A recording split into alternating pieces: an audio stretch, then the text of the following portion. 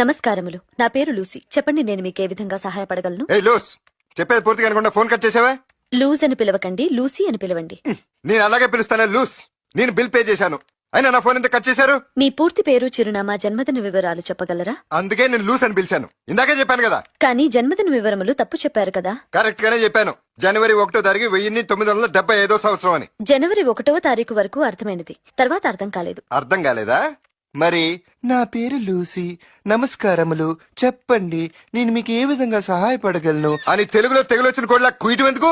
మీరు అమర్యాదగా మాట్లాడటం సరికాదు. సరి కాదు, బేసి కాదు.